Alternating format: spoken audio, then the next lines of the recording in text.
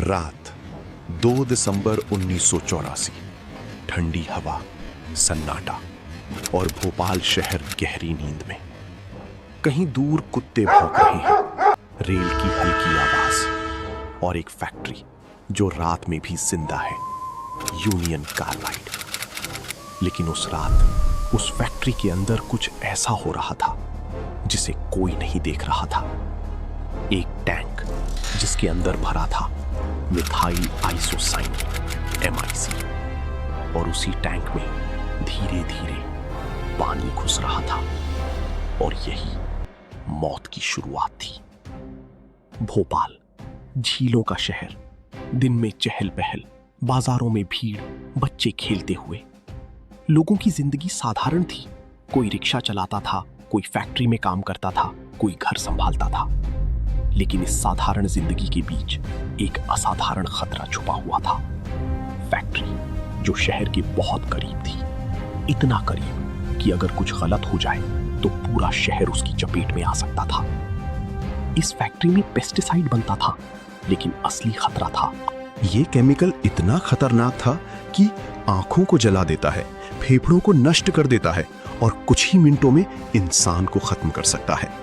Safety systems जो होने चाहिए थे, रेफ्रिजरेशन सिस्टम गैस को ठंडा रखने के लिए, gas scrubber to neutralize gas, flat tower gas को जलाने के लिए।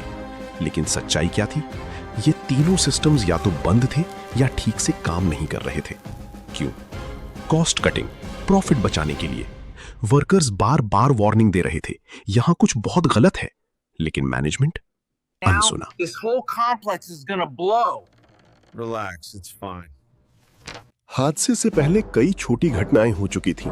छोटे गैस लीक्स, वर्कर्स की तबीयत खराब, कंप्लेंट्स दर्ज। एक वर्कर ने कहा था, अगर यहां बड़ा लीक हुआ तो कोई नहीं बचेगा। लेकिन ये वार्निंग फाइलों में दब गई, क्योंकि प्रोडक्शन रुकना मतलब लॉस, और लॉस किसी को मंजूर नहीं था। अब हम उस रात में प्रवेश करते हैं। 10:30 PM वर्कर्स रूटीन मेंटेनेंस कर रहे थे। 11 PM एक पाइपलाइन साफ की जा रही थी, लेकिन इसी दौरान पानी एक वाल्व से लीक होकर MIC टैंक में जाने लगा। किसी को पता नहीं चला। 11:30 PM टैंक के अंदर रिएक्शन शुरू हुआ। टेम्परेचर बढ़ा, प्रेशर बढ़ा, लेकिन सेंसर्स या तो खराब थे या इग्नोर कर दिए गए। 12:15 AM टैंक गर्म हो चुका था। वर्कर्स को शक हुआ, लेकिन तब तक देर हो चुकी थी। 12:40 AM एक तेज आवाज और फिर जहरीली गैस का एक विशाल बादल फैक्ट्री से बाहर निकल गया। लोग सो रहे थे। पहले आंखों में जलन शुरू हुई, फिर खांसी, फिर सांस रुकने लगी।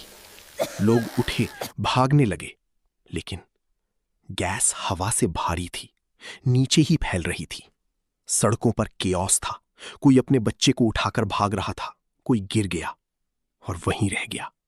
जानवर भी मर रहे थे। अस्पतालों में भीड़, डॉक्टर कंफ्यूज्ड। ये क्या हो रहा है? उन्हें पता ही नहीं था कि इलाज क्या करें।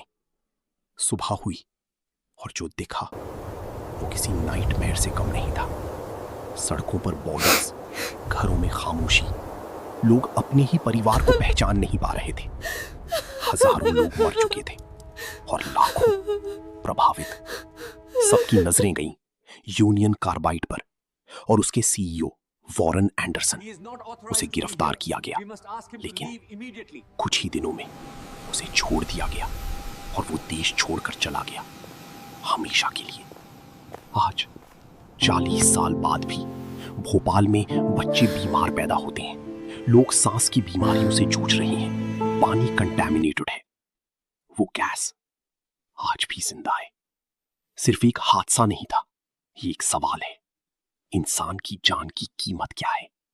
जब प्रॉफिट ह्यूमन लाइफ से बड़ा हो जाए तो ऐसे ही हादसे होते हैं।